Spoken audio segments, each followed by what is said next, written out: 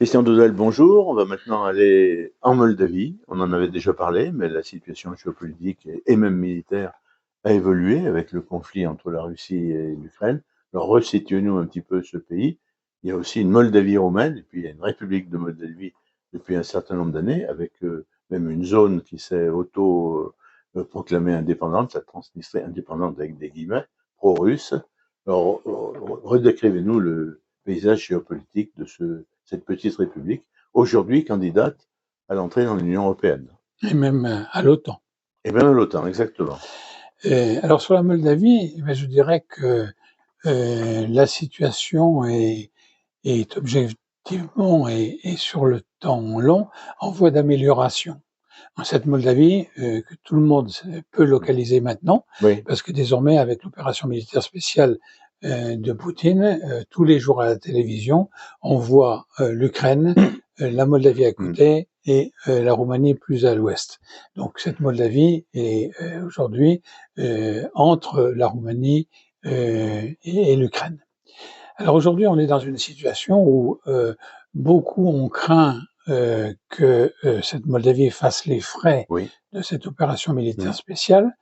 Moi, je ne l'ai jamais trop redouté parce que j'ai toujours considéré que cette Moldavie était dans une territorialité géopolitique très essentielle pour les pays occidentaux et qu'enfin ils en prenaient conscience et que allait se déclencher des affinités et des renforcements des liens économiques, culturels, politiques avec ce pays-là et les pays occidentaux, notamment au niveau européen. Et la Moldavie a aujourd'hui une présidente de la République qui est plutôt très ouvertement pro-européenne et pro-occidentale. Oui, Maia Sandu est une femme absolument remarquable, qui est très pro-européenne, pas très francophone, alors on peut le regretter un peu, puisqu'elle a surtout agit en direction des États-Unis et donc elle est parfaitement roumanophone bien sûr. Elle parle le russe, elle parle l'espagnol, elle parle l'anglais, elle parle pas le français. Mais on rattrape le coup pour le moment, si l'on peut dire. Elle s'entend très bien avec le président français. Et qu'effectivement, Emmanuel Macron a une grande estime de Maia Sandu.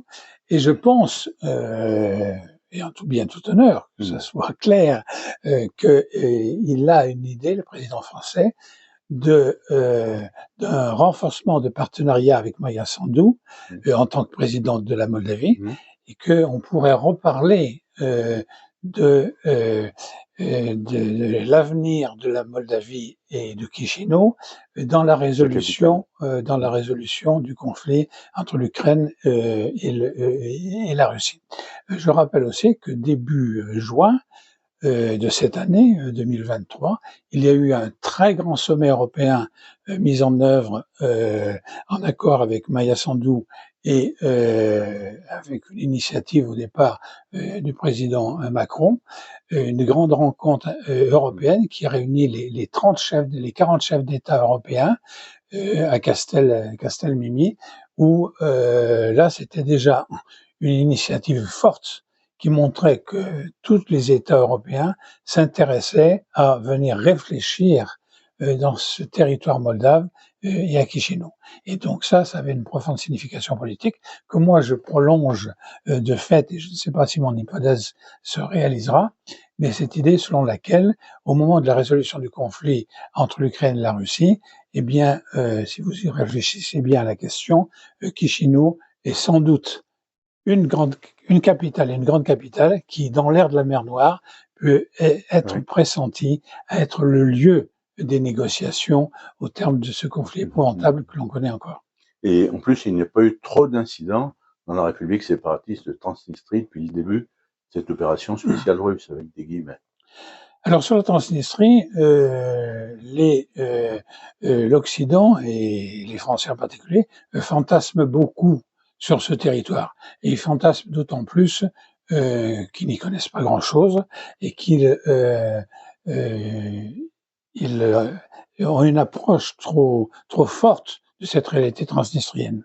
Aujourd'hui, certes, le territoire de Transnistrie, c'est un héritage des logiques soviétiques, puisque c'était dans ce territoire qu'il y avait la 14e armée soviétique, que après l'implosion de l'URSS, une partie de cette armée soviétique est partie, mais il est resté, à l'époque 2000 soldats russes, et on a toujours beaucoup fantasmé là-dessus. Mais effectivement, au moment de 1991, ça a été une raison du déclenchement de la guerre civile entre cette Transnistrie et le reste de la Moldavie, et qui a inscrit la Transnistrie dans un statut de dissidence. Bon. Mais aujourd'hui, de par les accords qu'il y a avec la Transnistrie, les Russes et le Kremlin n'a pas la possibilité de ramener de nouveaux soldats russes en Transnistrie, que d'autre part, ces soldats russes, ça a tendance à être de plus en plus des vétérans et qui sont pas très opérationnels sur la question militaire, et qu'aujourd'hui, si on a 500 soldats russes qui sont encore en état de marche et de combat, si je veux dire, c'est le maximum. Et même si Tiraspol, aujourd'hui, la capitale de cette région dissidente, fait des efforts désespérés pour attirer des jeunes de Transnistrie à incorporer le corps militaire de la Transnistrie.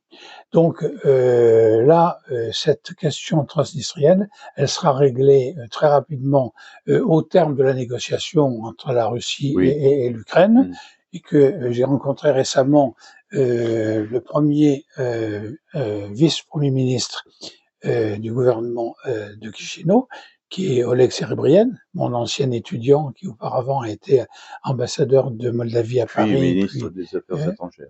Oui, puis ambassadeur aussi à Berlin. Et donc j'ai revu Oleg et il m'a dit, tu sais, et lui donc il s'occupe spécialement de la réintégration de la Transnistrie, donc il connaît son dossier. Il me dit, de toute façon, si on voulait aujourd'hui récupérer la Transnistrie, ça se ferait en 3 jours. Sachant qu'aujourd'hui, cette Transnistrie n'a aucune autonomie économique, puisqu'elle a 30 000 non, c'est 3 000, pardon. 3 000 ressortissants de Tiraspol qui tous les jours viennent travailler à Tiraspol. Ah, pas à Tiraspol, à Chisinau. Vous êtes très attentif sur mon discours, car je me trompe. Alors on va enchaîner parce qu'on a pas mal de choses à dire.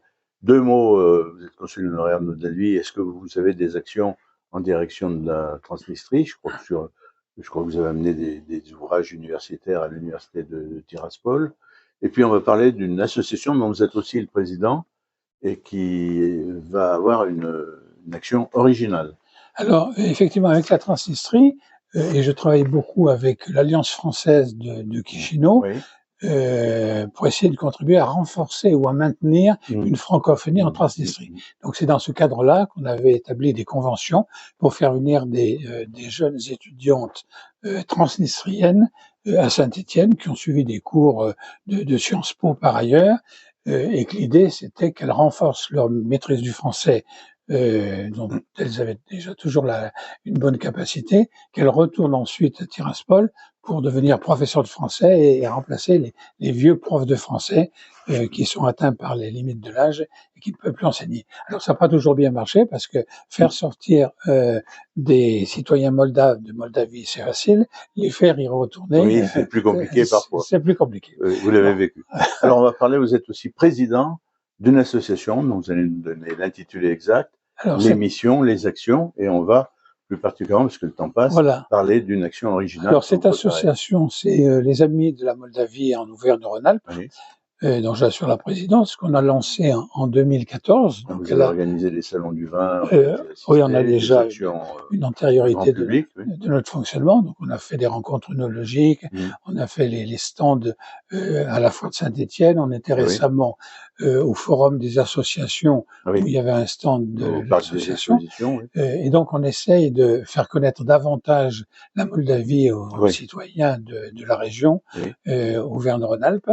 Et on essaye de développer des actions en direction de l'université, échange d'étudiants, dans le cadre de la francophonie également, et on a mis en place le concours de nouvelles francophones avec notre ami Jacques Plaine, où tous les ans il y a un lauréat qui est toujours une lauréate de Moldavie qui gagne ce concours dans sa déclinaison moldave et qui est reçu à Saint-Étienne.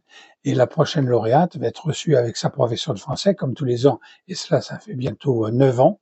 Très bien. Elle va être reçue à Saint-Étienne, on va la recevoir ici à la résidence consulaire, et on va leur faire visiter la région stéphanoise, participer à la fête du livre, bien évidemment, et puis les emmener à l'entreprise Au But à Saint-Bonnet, Voilà, ça fera la liaison château, avec ça va faire votre la liaison initiative. pour leur faire découvrir la boule de pétanque.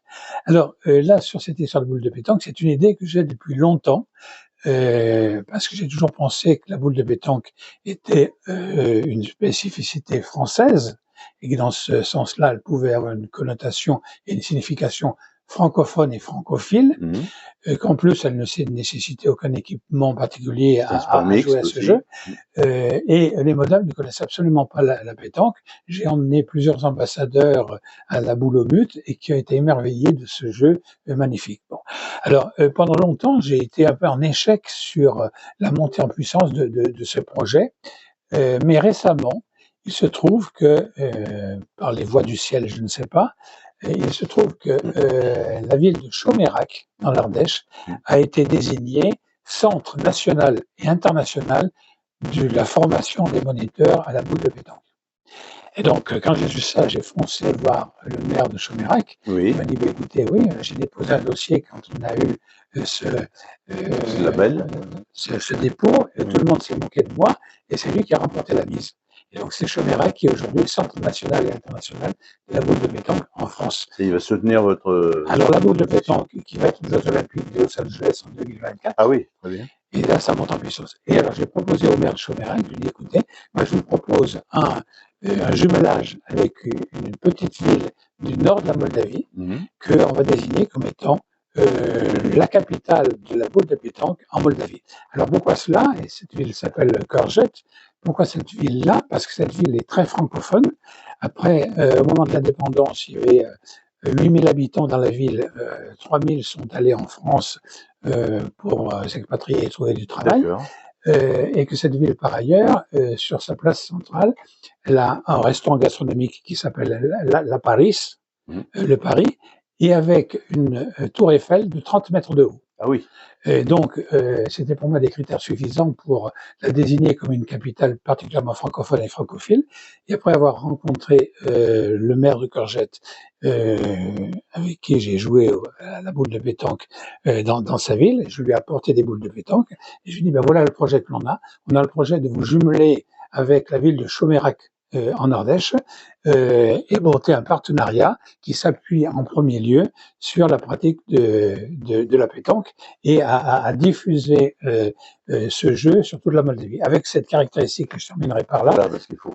Oui, avec cette caractéristique, j'avais cette idée depuis longtemps que dans les villages moldaves où les personnes âgées s'ennuient à longueur de journée, eh bien, introduire ce jeu-là, qui était le jeu français par excellence, francophone et francophile, ça avait un vrai sens culturel, politique et dans le cadre de l'amitié que l'on porte à ce pays, et donc de développer la boule de pétanque. Et alors, le projet, c'est effectivement, et je lance l'appel, on a lancé un projet qui s'intitule 1000 boules de pétanque pour la Moldavie, essayer de rassembler, alors j'ai commencé à rassembler quelques-unes, quelques triplettes, rassembler des boules de pétanque pour les faire parvenir en Moldavie, en premier lieu à Kőrget, jumelé avec Chomérac, mais ensuite à diffuser dans l'ensemble du pays.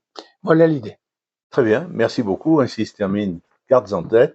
Prochain numéro sera consacré à l'Asie centrale.